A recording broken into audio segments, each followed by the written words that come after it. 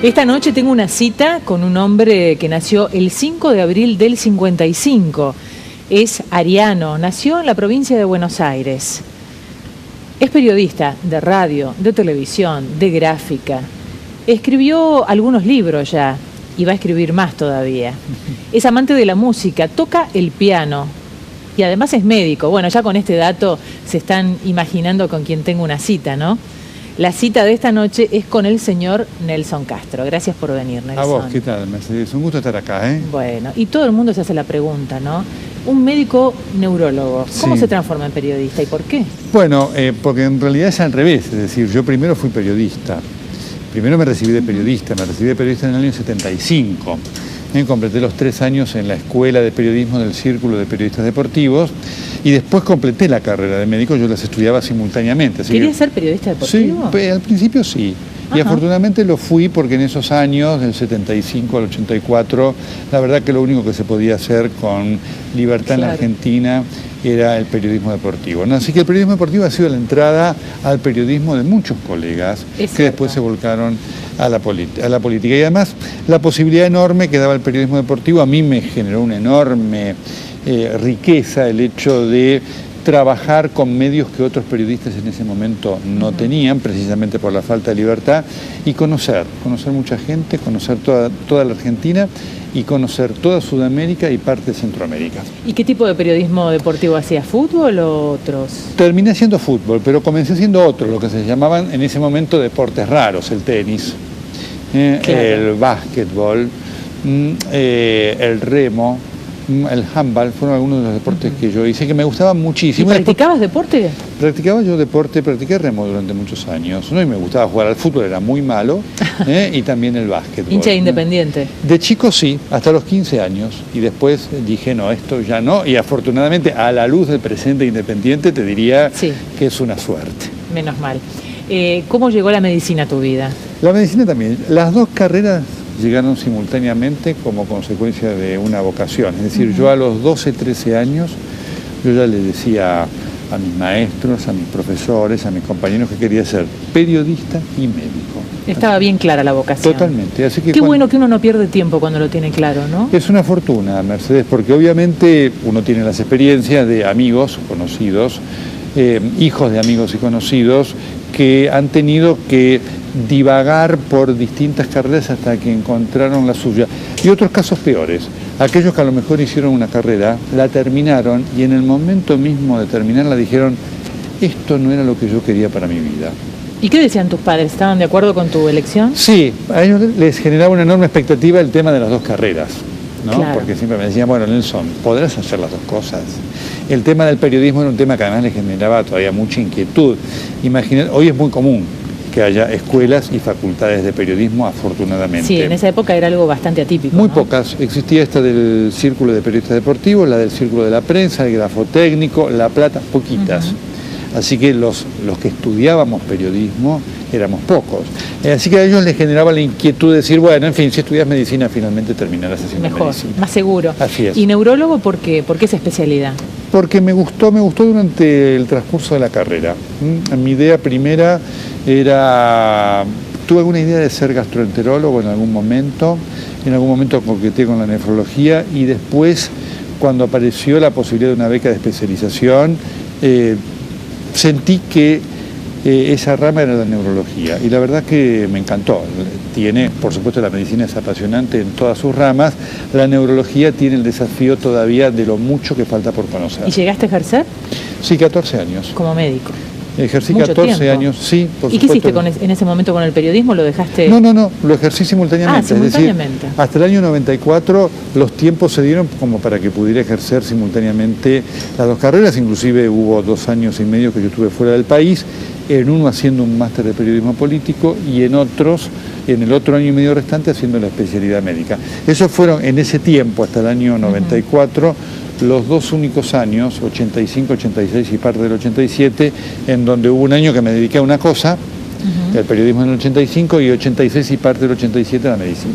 Ahora, ¿era esperable que te dedicaras a el periodismo sobre medicina o unir las dos carreras, ¿no? ¿Esto no lo llegaste a hacer o sí? No. Bueno, excepto tu libro, Enfermos de Poder, Correcto. donde se combinan las dos cosas, ¿no? Así es, vos sabés que hubo muchos que me lo propusieron, pero me pareció que no, digamos, me pareció que era acotar lo que yo tenía como vocación periodística, que era el periodismo político, a algo más restringido, igualmente apasionante. Bueno, en este libro que estamos viendo ahora, la tapa, sí se combina el periodismo político con la salud, ¿no? Porque además hubo un enfoque político de la salud, así que me lo propusieron muchas veces. Hubo muchos que me vinieron a proponer, inclusive en los primeros años, para hacer micros por televisión y demás, y nunca me convenció. Y afortunadamente me pareció bueno tomar esa decisión, porque yo respeto mucho a los que hacen periodismo científico, porque exige una preparación y un conocimiento técnico mayor que tal vez el que uno pueda tener,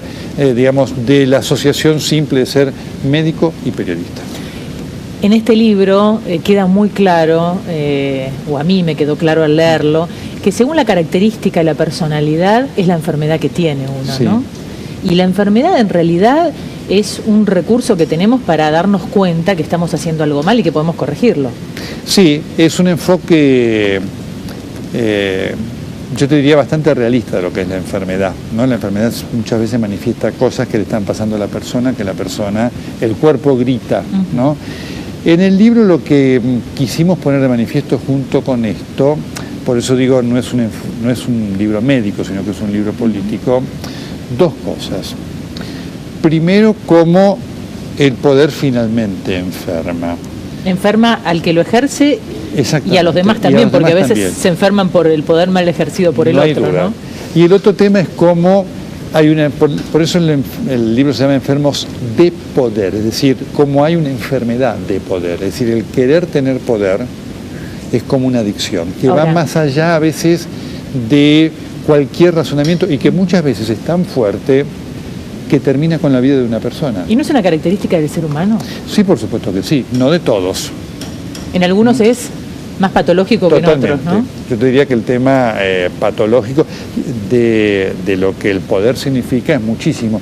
Y es muy interesante porque este libro que siempre genera polémica y que a mucha gente del poder le apasiona y que mucha gente del poder me critica, ¿no? Y que inclusive dentro de la comunidad médica ha dado origen a un debate muy interesante sobre, bueno, si es ético el tema de la salud, ¿no es cierto? Un médico puede abocarse a esto. Es algo que por lo menos nos ha puesto en un debate que en otras partes del mundo se está dando. Hay otros libros al respecto. ¿Y cómo se oculta todo lo que tiene que ver con la salud de los poderosos, ¿no? Bueno, porque el poderoso vive a la enfermedad como un signo de debilidad política. Es decir, el poderoso sabe que en el momento que se sepa que tiene una enfermedad, por supuesto, una enfermedad de cierta importancia, automáticamente su poder político, yo te diría, una transferencia, ¿no es cierto?, de la debilidad que genera la salud a la política generando debilidad. Un hombre enfermo es un hombre que o una mujer enferma en la política, no se sabe cómo podrá hacer frente a la exigencia de la política, no se sabe cuánto podrá seguir ejerciendo su poder o no. Así que este es un tema, el costado político de la salud es como un componente fenomenal de lo que es la política y la psicología del poderoso. Esta es una pregunta para un médico, ¿no? ¿Por qué a los médicos en general les cuesta tanto unir los pedazos de un ser humano? Esto quiere decir entender que la enfermedad tiene que ver con lo que uno siente, con lo que uno piensa, con lo que uno come, porque parece que no se unen estos aspectos y no se interpreta desde lo psicológico cuál es el problema que uno tiene, porque a lo mejor un dolor de panza no se arregla con una pastillita que todos conocemos, se arregla con otro tipo de tratamiento, ¿no? Bueno, yo te diría que este es un problema que tiene dos orígenes. Primero, un problema de formación, muchas veces en el médico. Hoy la sobreespecialización y el avance fundamental que ha tenido la medicina hace que la demanda del médico en pos de tener acceso a la información sea inacabada e inacabable. Y entonces a veces estamos viviendo ese pequeño mundo de tal dato, tal información, tal último avance y se pierde por un defecto de formación la visión del todo de la persona. Y después yo creo que el otro tiene que ver con la característica que el ejercicio de la profesión hoy tiene. La profesión hoy tiene una deformación en su ejercicio que es enorme. El hecho de que un médico hoy cada vez tiene, por las exigencias de su vida, menos tiempo para escuchar a una persona, hace que se practique una medicina más fragmentada y por lo tanto menos comprensiva de la realidad de una persona. Bueno, por lo que nos has contado, vemos que sos un hombre muy estudioso y has estudiado otras cosas, idiomas, música, sí. Tocas el piano, sí, todos aspectos que poco conocemos tuyos. Afortunadamente, diría alguien. Mira, yo creo que vale la pena escucharte, sí. El afán por conocer yo lo tomo como un don de la vida, ¿sabes? Y creo que yo lo disfruto enormemente y siempre en mi vida estoy pensando todo aquello que me falta, qué más puedo hacer para ensanchar el universo de conocimientos que uno tiene, que siempre es modesto. Y lo digo con total realismo, no como pose ni nada por el estilo. Por lo menos esa es una actitud que yo tengo de vida y que le agradezco a la vida y a la formación en mi casa que me hayan generado todas esas inquietudes. ¿En tu familia te han estimulado mucho para el estudio? Mucho, siempre. No es que estuvieran atrás, ¿no? Pero siempre dieron, yo te diría, el contexto adecuado para que todo aquello que yo quería estudiar y hacerlo encontrara de mi mamá y de mi papá, que son personas muy simples, que no terminaron siquiera el secundario, pero sí la comprensión y el estímulo para ir adelante. Nelson, ¿te gusta esto? Hacelo. Qué bueno, ¿no? ¿Y de chico eras un muy buen alumno? ¿Ya te gustaba? Así es, sí. ¿Sí? No, era lo que por supuesto en aquellos años se definía como el traga, cosa que yo no vivía así, ¿no? Porque uno tiene la idea de que... ¿Y eran hostiles tus compañeros por eso? No, eran fantásticamente buenos. Eran fantásticamente buenos. Porque yo, digamos, hacía una vida totalmente normal. Claro. Es decir, yo no me pasaba horas tras los libros, me pasaba las horas que necesitaba, claro, para ser un muy buen alumno. Así que yo disfrutaba y pude hacer de todo. Es decir, iba al colegio, iba al cine, iba al teatro, salía con mis amigos, jugaba al fútbol. La verdad que no me privé de nada. Recién hablabas de viajes, ¿no? ¿En algún momento pensaste en vivir fuera del país? Cuando me fui a los Estados Unidos a hacer esas 2 becas que te comentaba, tuve ofertas para quedarme allí. Y fueron tentadoras, porque obviamente allí estaban las posibilidades de contratos muy buenos, en lugares muy buenos, y de una seguridad prácticamente, yo te diría, no te diría infinita, pero duradera. Y ahí hubo una incógnita, porque yo me fui para volver. Mira, porque vivir afuera es una experiencia muy interesante. Yo siempre se la recomiendo a todos, porque uno cuando vive afuera aprecia varias cosas. Primero, aprecia las virtudes del lugar donde vas, y aquel lugar donde vas, por supuesto, es un lugar que tiene aspectos interesantes, atractivos, a veces casi deslumbrantes. Para mí ir a vivir a los Estados Unidos fue algo muy atractivo, por lo que ofrecía en cuanto a sociedad y por supuesto por lo que ofrecía en cuanto a posibilidades para las 2 carreras nuestras, tanto el periodismo como para la medicina. Ahora, una vez que uno vive allí y pasa el deslumbramiento y empezás a vivir la vida de todos los días, te das cuenta de que por supuesto el paraíso no existe y empezás a vivir algo que por lo menos para mí pesó mucho y me lo confirmó, que es la pertenencia. Es decir, vos estás allá, estás muy bien, podés ser reconocido, pero no sos de ahí. Y eso es algo único. No, y más si tenés una familia tan contenedora como la tuya, sí, ¿no? Sí.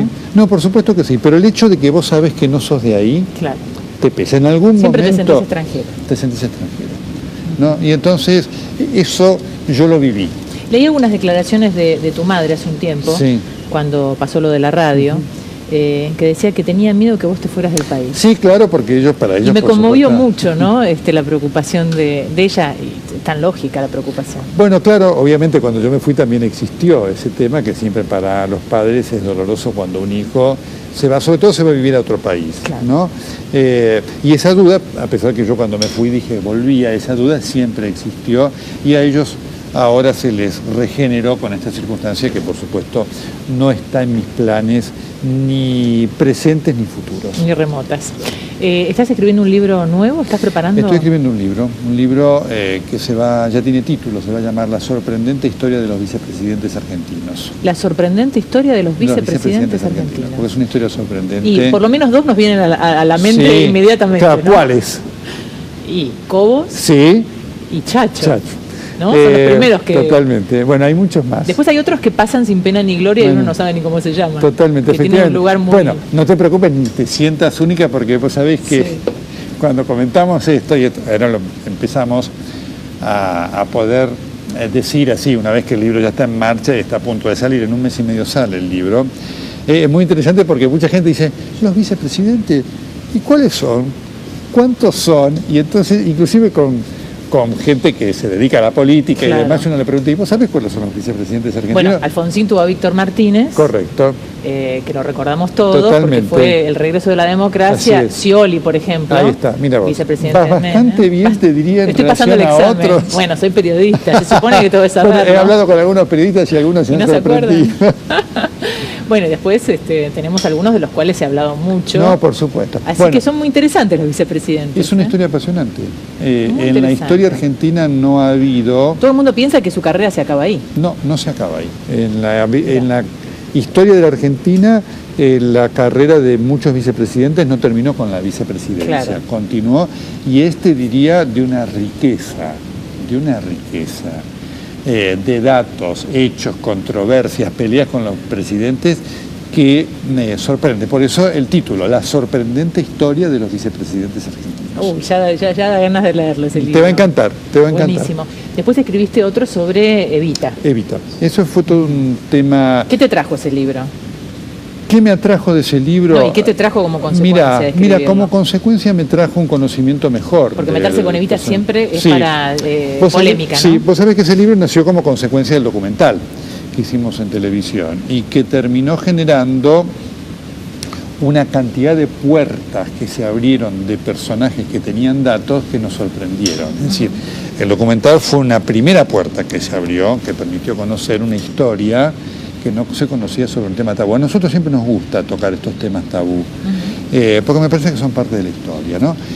Entonces, me trajo un conocimiento muy importante de Evita. Me trajo sorpresas. Por ejemplo, en las presentaciones fue mucha gente que se declaró marcadamente antiperonista y que cuando leyó el libro se conmovió. Gente que no la quería Evita y que cuando leyó el libro, porque el libro es una reconstrucción, el valor del libro es que es una reconstrucción histórica que no se conocía. Todo lo que está en el libro es real. No hay ningún elemento ni de suposición, ni de ficción, ni de agregado. No hay una palabra agregada por fuera de lo que han contado protagonistas de la historia, y esto es lo que faltaba. Y por supuesto que después lo que me trajo también son críticas de algunos que me dijeron, Nelson, ¿cómo se metió con eso? Y es que es la historia. Y sí. Es la historia. Y para eso estamos, para meternos. Para eso estamos. Yo siempre para terminar la cita hago una última pregunta. ¿Cuál es? ¿Qué tiene que ver con la asignatura pendiente? Ajá. Viste que todos tenemos sueños, asignaturas pendientes, cosas que nos gustaría hacer y todavía no las hicimos. Así es. Así que mientras la vas pensando... Sí, yo la tengo. Yo ¿Ya la tenés? Pero claro, sí. Te voy a convidar sí. con el vino que nos manda Baco Club, Ajá. Cabernet Sauvignon, de la serie Remember. Ajá, mira vos. Me lo mandaron para que lo tome con vos. Pero fantástico, Así que va a ser realmente un gusto. Y a esta hora de la noche... Sí, no, es hora ideal. Un poquito porque tiene una ventaja, uno se va a dormir. Sí, y aparte dicen que es muy sano los médicos. Totalmente, ustedes dicen que es muy bueno, ¿no? Y además yo no manejo, así que no voy a tener ningún problema con el test de alcoholemia si alguno me Así que tuviera, bueno, ¿sí? Vamos a brindar. Te agradezco que hayas venido. A vos. Y contame tu asignatura pendiente. Mi asignatura pendiente, la dirección de orquesta sinfónica. ¿Dirección de orquesta sinfónica? Sí, me sorprendiste. Es un sueño que estaba en mi vida. Yo aprobé un examen al Colón para estudiar dirección de orquesta. Ajá. Así que estaba por empezar, ¿no? Cuando tenía 18 años. Dos cosas se podían hacer: periodismo y medicina. Esta es la tercera. 3 cosas no. Así que está pendiente y tras ella voy. Bueno, que se cumpla. Gracias. Gracias por tu generosidad. Muchísimas gracias. Y tengo otro regalito para ¿sí? vos. Sí, ¿A qué porque noche el Café sorpresa? Cabrales sabe que los periodistas tomamos mucho café. Por supuesto que sí. Y te manda estos regalos para vos. Pero muchas gracias. Yo lo conozco además al dueño Martín de Cabrales. Un encanto de persona. Un encanto. Que cuando cuenta la historia de su empresa es divertidísima. Siempre así nos manda regalos para nuestros le invitados. mandas un saludo. Nelson, muchísimas gracias. A vos, gracias por tu... ¿Y quién te dice que algún día seas director del Teatro Colón? No.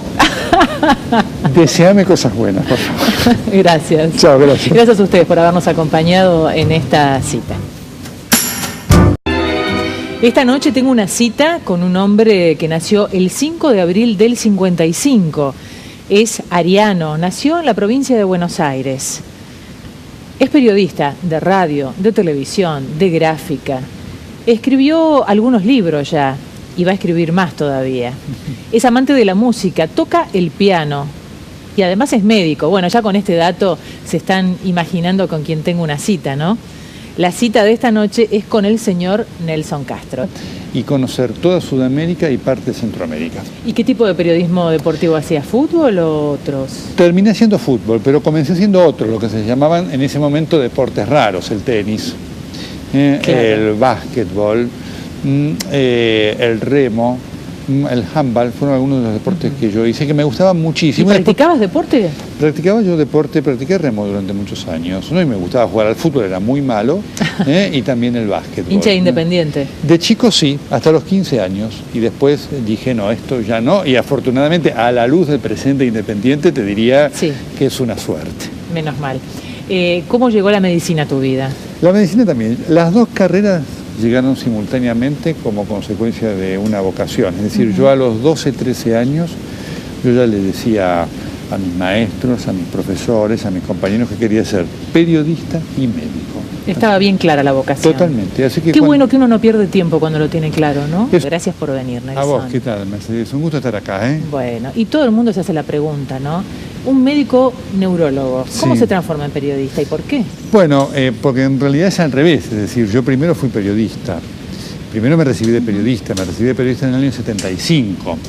Completé los 3 años en la Escuela de Periodismo del Círculo de Periodistas Deportivos y después completé la carrera de médico, yo las estudiaba simultáneamente. ¿Querías ser periodista deportivo? Sí, al principio sí.